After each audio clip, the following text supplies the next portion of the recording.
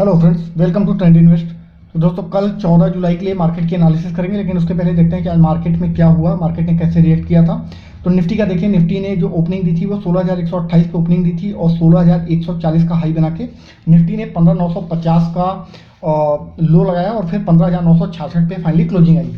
अब अगर आप देखिए तो कल की जो एनालिसिस थी, कल जो वीडियो डाला गया था उसमें क्लियरली मैंने ये बोला था कि अगर मार्केट किसी भी रीजन से गैप अप देती है या फ्लैट टू पॉजिटिव ओपन होती है तो वहाँ पे हम एक बेरिश साइड की पोजीशन बनाएंगे और सेल करेंगे। जो हमारा टारगेट निकल के आएगा 16,080 और उसके बाद नीचे अगर मार्केट स्लिप करती है तो 15,984 का जो हमारा टारगेट है वो निकल के आएगा। अब आप देखिए कि आज मार्केट ने दो के दोनों टारगेट अचीव किए हमारे। 15,984 का भी टारगेट अचीव हुआ, उसके नीचे भी मार्केट स्लिप की, 950 तक का लो बनाया और फाइनली जो क्लोजिंग आई वो 966 पे आई है, 15,966 पे। तो हमारे जो टारगेट थे बियर साइड के वो हमारे अचीव हुए। मैंने आपको क्लियरली फ्राइडे को जब सैटरडे को जब वीडियो डाला गया था तब क्लियरली मैंने बोला था कि मार्केट अब बियर साइड में जाएगी और होपफुली कि जो आने वाला वीक है वो लगातार बियरिश वीक बना रहेगा। देखिए मार्केट लगातार 3 दिन उसी तरह से रिएक्ट कर रही है। अभी कल के लिए देखते हैं कि मार्केट क्या कैसे मार्केट में क्या हो सकता है। तो अभी जो मार्केट का एक सिनेरियो बन रहा है, देखिए आज यूएस में इन्फ्लेशन का डेटा आया है। अब हम लोगों को ये पता था कि यूएस का जो डेटा आएगा वो काफ़ी ख़राब डेटा आएगा और मार्केट के लिए वो निगेटिव इम्पैक्ट रहेगा। लेकिन उसके बावजूद हम लोगों ने कोई पोजीशन कैरी नहीं की है, क्योंकि और डेटा के बाद नॉर्मली ये देखा गया है कि यूएस मार्केट में जब डेटा आता है तो यूएस मार्केट में प्लस इंडियन मार्केट में भी जो उसका इम्पैक्ट आता है वो एक दिन के बाद दिखाई देता है। तो इस वजह से कोई हमने पोजीशन कैरी नहीं की है। तो कल के लिए जो अपनी स्ट्रैटेजी ये रहने वाली है कि अगर मार्केट कल, क्योंकि डेटा आया हुआ है, डेटा निगेटिव है, तो उस रीजन से अगर कल मार्केट एक गैप डाउन देती है, अगर मान लीजिए 100 पॉइंट या 150 पॉइंट के आसपास का गैप डाउन देती है तो मार्केट को हम चेंज नहीं करेंगे और हम बियर साइड की पोजीशन नहीं बनाएंगे वहाँ पे। और आपको मैं बताता हूँ कि ये जो लेवल है एक 15,873, ये 15,873 का जो लेवल है ये एक मेजर सपोर्ट का काम करेगा। बट अगर किसी रीजन से मार्केट इसको भी ब्रेक कर देती है तो मार्केट मैक्सिमम जो एक गिरावट कल के दिन देखने को मिलेगी वो 15,800 के आसपास तक देखने को मिलेगी। तो 15,800 के आसपास होता है लगभग 160 पॉइंट। तो अगर 150 160 पॉइंट की मार्केट गैप डाउन देती है या खुलने के बाद उतना गिरती है तो वहाँ पे हम एक बुल साइड की पोजीशन ट्राई करेंगे। तो कल अगर 15,800 या उसके नीचे कहीं मिल जाता है तो निफ्टी में हम बाई साइड की पोजीशन बनाएंगे। बट अगर किसी भी रीजन से, जैसे कि नॉर्मली होता आया है कि मेजर डेटा आने के बाद अगले दिन मार्केट सरप्राइज करती है और मार्केट एक गैप अप दे देती है, कल एक्सपायरी भी है तो उसका भी एक फैक्टर दिखेगा।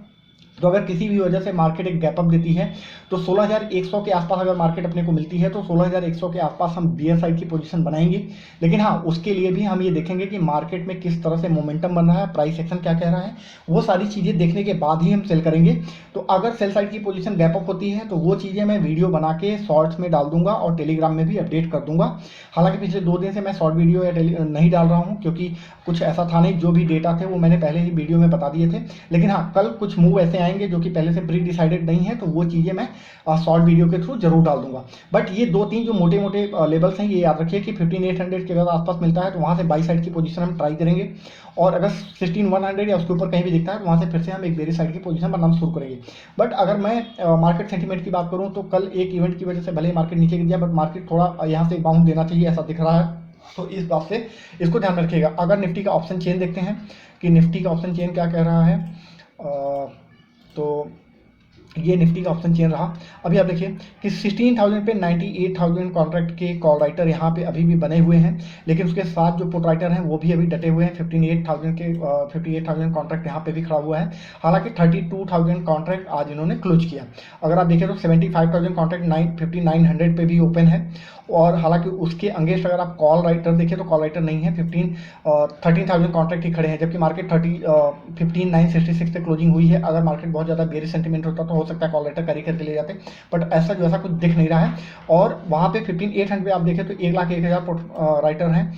तो 15,800 एक बहुत ही मेजर सपोर्ट का काम करेगा। तो 15,800 के आसपास मिलता है तो हम वहाँ पे जरूर एक बाई साइड की पोजीशन ट्राई करेंगे।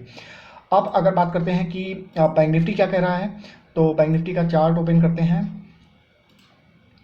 ये रहा बैंक निफ्टी का चार्ट। अब बैंक निफ्टी की एनालिसिस देखें उसके पहले हम ये देख लेते हैं कि आज बैंक निफ्टी ने किस तरह से रिएक्शन दिया था। तो बैंक निफ्टी जो है 35,259 पे आज ओपनिंग हुई थी और जो इसका हाई लगा 35,308 का हाई लगा।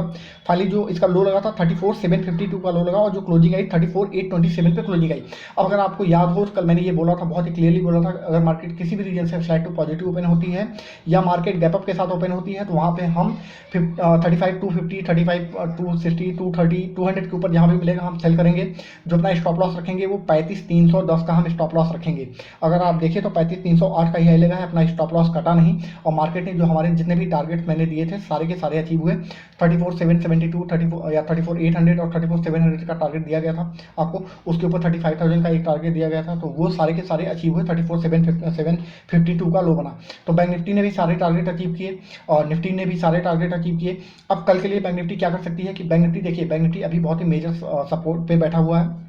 34,800 के ऊपर क्लोजिंग इसने दिया है। अगर 34,750 के नीचे आज क्लोजिंग दे देता तो शायद और एक अच्छा बेरिश सेंटीमेंट बन जाता, बट मार्केट ने 34,800 के ऊपर क्लोजिंग दी है। अगर आपको याद हो 34,800 के एक टाइम पे बहुत ही मेजर सपोर्ट हुआ करता था और मार्केट कई दिनों तक 34,800 तोड़ नहीं रही थी। फिर उसके बाद एक बड़े गैप डाउन के साथ मार्केट ने 34,800 ब्रेक किया था, लगभग 500-600 पॉइंट का गैप डाउन हुआ था मार्केट में और तब 34,800 ब्रेक हुआ था। आज 34,800 के ऊपर क्लोजिंग भी आई है। अब देखिए, अगर कल इवेंट जो आज हुआ है इन्फ्लेशन डेटा यूएसए में, अगर उसकी वजह से मार्केट नीचे खुलती है, मान लीजिए कि अगर 300-400 पॉइंट बैंक निफ्टी डाउन खुल जाती है तो 34,500 के आसपास और बेसिकली 34,500 और 34,380 के बीच में अगर अपने को कोई भी ऐसा लेवल मिल जाता है गैप डाउन के साथ, तो वहाँ पे हम बैंक निफ्टी को बाई करने की ट्राई करेंगे 34,400 के आसपास और जो अपना एक टारगेट रखेंगे, फिर वापस से हम 35,000 या उसके ऊपर का टारगेट हम रखेंगे। ये बाई साइड पे टारगेट क्यों है, उसके कुछ रीजंस हैं। जैसे कि इंडस बैंक में जो एक न्यूज़ चल रही थी उसमें कुछ करप्शन के न्यूज़ थे, वो न्यूज़ की वजह से आज उसमें एक हैवी फॉल दिखा था, लेकिन मार्केट बंद होते होते उसमें क्लैरिफिकेशन आया कि उसका बैंकों से कोई लेना देना नहीं है, वो फॉरेन एम्प्लॉइज थे, इस वजह से हुआ था।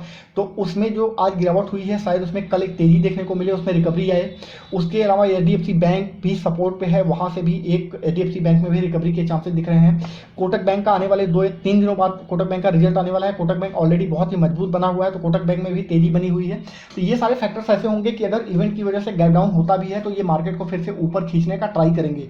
तो अगर मार्केट नीचे 34,500 के नीचे कहीं भी मिलती है तो हम बाई साइड पे पोजीशन ट्राई करेंगे।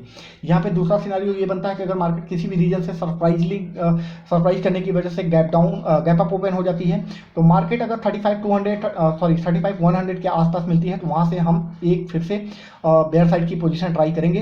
35,100 से मार्केट एक बार फिर से हो सकता है 34,800 बड़े आराम से दिखाएगा। उसका रीजन ये है कि कल एक्सपायरी है, तो एक्सपायरी मूव में दोनों साइड पे होने के चांसेस ज़्यादा ही होते हैं। तो अगर गैप अप होता है तो वो मार्केट को पक्का नीचे ड्रैग करेगा। तो 35,100 के आसपास अगर गैप अप होता है तो हम वहाँ से बियर साइड की पोजीशन बनाएंगे।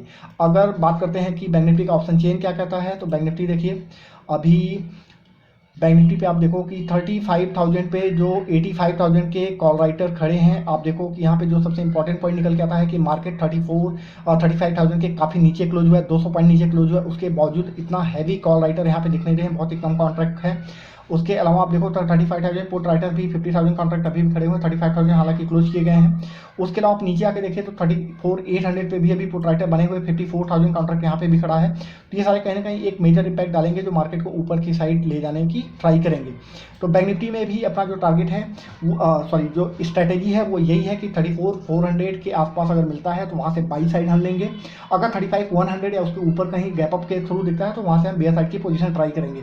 दोनों ही कंडीशन में जो भी सिनेरियो बनेगा वो मैं शॉर्ट वीडियो और टेलीग्राम में अपडेट कर दूंगा, आप वहाँ से भी एक आइडिया ले सकते हैं। अगर कुछ ग्लोबल मार्केट की बात कर लेते हैं तो अभी देखिए ग्लोबल मार्केट में आप देखो कि एक मिनट, अभी देखिए डाउ में एक अच्छी खासी मार्केट अभी ये ऊपर जरूर एक इसमें बड़ा फॉल दिखा था, 300 पॉइंट तक ये हुआ था, लेकिन डाउ में भी रिकवरी दिख रही है। अभी 132 पॉइंट ही माइनस है। तो डाउ में उतना जो इन्फ्लेशन का डेटा आया है वो बहुत ही मेजर इंपैक्ट डाउ पे दिख नहीं रहा है, क्योंकि नॉर्मली जितनी एजेंसी थी उन्होंने 8.9 तक का प्रेडिक्शन किया था, थोड़ा सा ही बढ़ के आया है।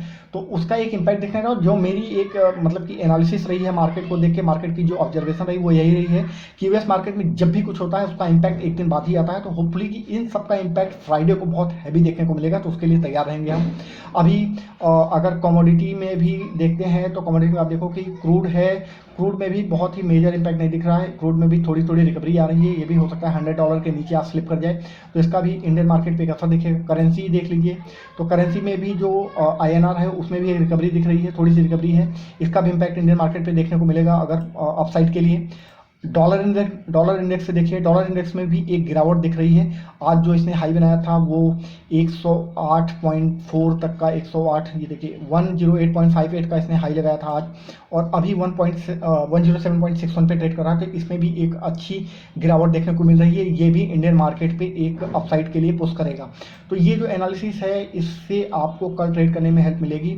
और यहाँ पे डिस्क्लेमर ये है कि जो भी आप ट्रेड करिए अपने फाइनेंशियल एडवाइजर से सलाह ले करके अपनी एनालिसिस करके तभी ट्रेड करिए। सारे बिजनेस जो सारी एनालिसिस है वो आपको एजुकेशनल पर्पस से दिया जा रहा है, इससे आपको सीखने में हेल्प मिलेगी और आपको ट्रेडिंग में थोड़ी शार्पनेस आएगी, तो इसको ध्यान में रखिए।